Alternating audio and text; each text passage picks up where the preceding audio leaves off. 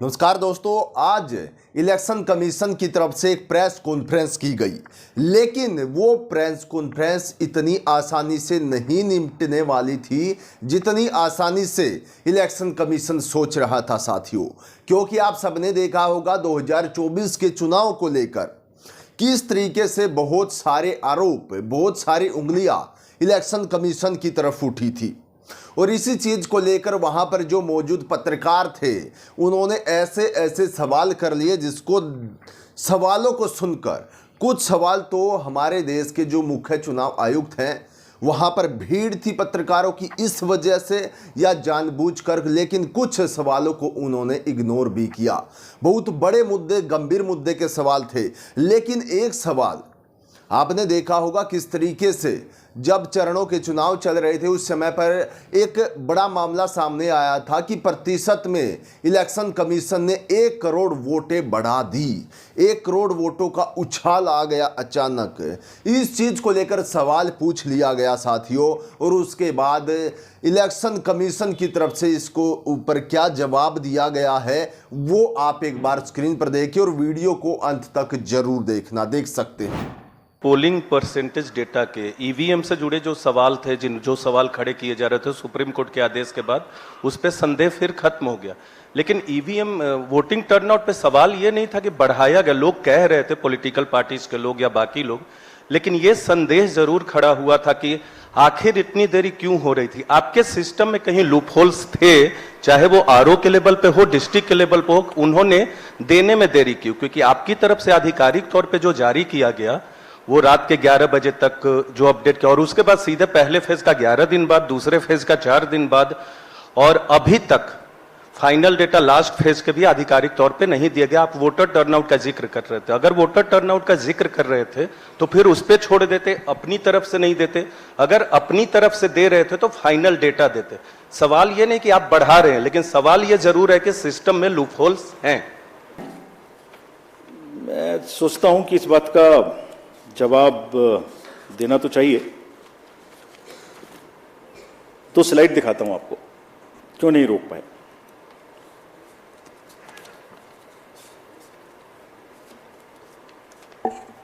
मैंने 4M की बात की थी आपसे। एक छुपा हुआ 5वां MB था जो मुझे पता नहीं था। मिस्चीवियस नैरेटिव्स का एक 5वां M था जिसको हम वी फेल्ड टू अंडरस्टैंड। हम अपनी गलती मानते हैं। हमने fake news, fake narratives, political parties के बीच में चलेंगे, उनको लड़ाएंगे, किसी की पिक्चर किसी से लगाएंगे, ये सोचा था। उसको रोक दिया, हिंसा रोक दी, मनी रोक दी, मिस इन्फॉर्मेशन वहां रोक दी, MCC भी बाय एंड लार्ज रोक दी। ये नहीं रोक, इसको पता ही नहीं था। तो आज पिक्चर दिखाता हूं आपको कि इसमें क्या था।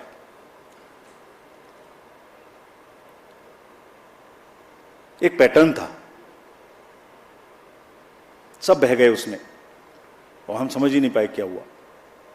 इलेक्शन कराएं, ये जो जितने लोग जीप ले लेके और ईवीएम्स ले लेके जा रहे थे धूप में, उनको देखें या इससे लड़ें। क्या था पैटर्न? पहले एक केस आता है इलेक्शन शुरू होने से पहले कि वोटर लिस्ट खराब है। पैटर्न देखिए, कंट्री को देखना चाहिए ये पैटर्न। मैंने कहा था एक बार पहले भी 16 मार्च में कि झूठ का एक बाजार है, उसमें बड़े गुब्बारे हैं जो फटते हैं। मैंने बताया था एक बार, लेकिन ये नहीं पता था कि वो हमारे ही सिर पे फट जाएंगे। ये नहीं पता था मुझे कैसे फटे, मैं बताता हूं। पहले वोटर लिस्ट आया, गलत है, गलत है, गलत है। केस चला बहुत लंबा, 15 दिन तक हमने इतना मोटा एक एफिडेविट बनाया, जवाब दिया। बाद में हुआ कि नहीं, सब ठीक है। बताइए ना हमें, जब अभी चुनाव नहीं हो रहा, जैसे कल से खत्म हो जाएगा, कि कहां की खराब है? कोई जगह की बताइए, हमें आके बताइए कि वहां की खराब है।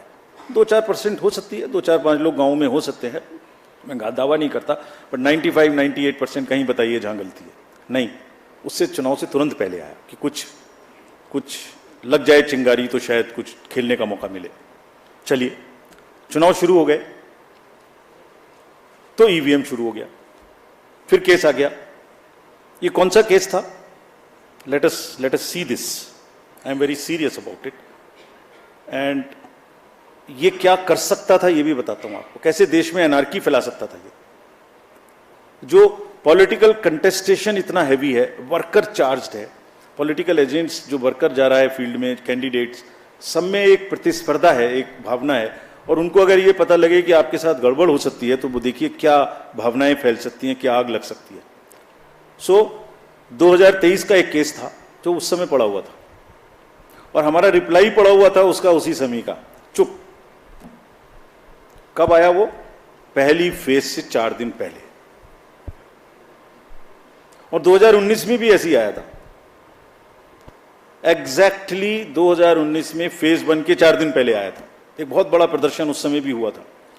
तो भाई 19 से 24 के बीच में कभी और ले आते ना, उसको ठीक कर लेते हम लोग। There is a pattern, there is a design. I am not saying tool kit, but there is a pattern, there is a design, let us understand this. दूसरा,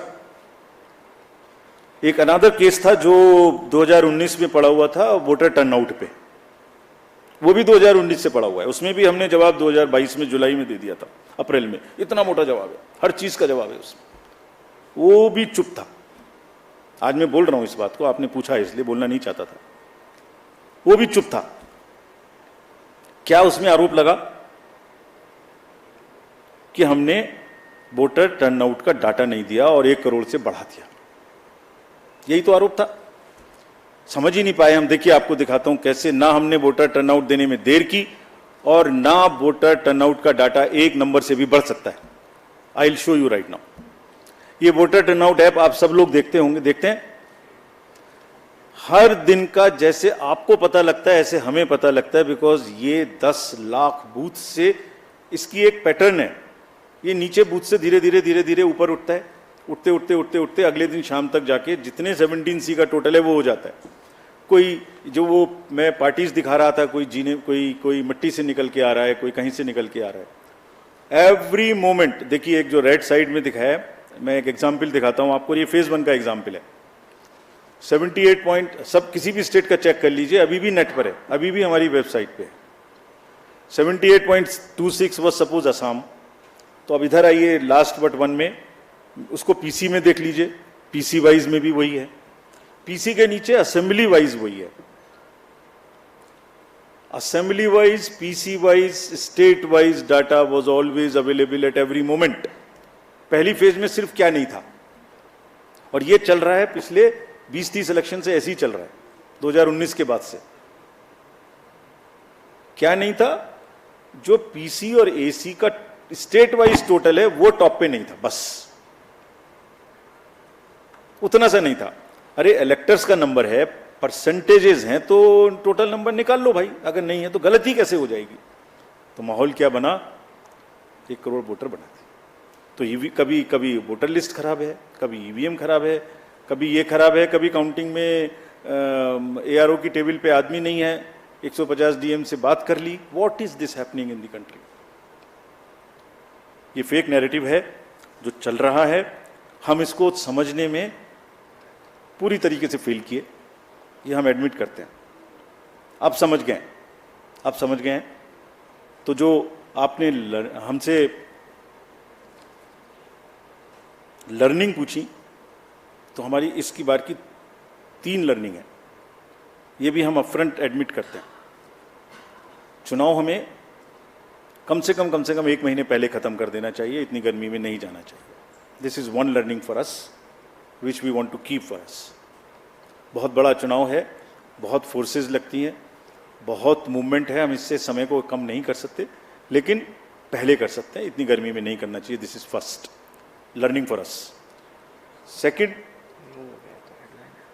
इस फेक नैरेटिव को लड़ने के लिए और एक और इसके लिए हमें तैयारी करनी चाहिए। और एक चीज़ और है, वो भी मैं आपको अपफ्रंट बताता हूँ। आज हमने एक्सपेक्ट किया था कि ये देश की सीमाओं के बाहर से ये अटैक होंगे। हमने सोचा था, उसके इंजाम हमने कर लिए थे, नहीं हुआ। मैं टेक्निकली बता नहीं सकता क्या इंजाम किए थे, बट हमने इंजाम कर लिए थे, लेकिन अपने में ही हो गया। फिर आप कहेंगे कि फिर मैंने इस पे भी कुछ लिखा था, कहे तो मैं सुनाता हूं।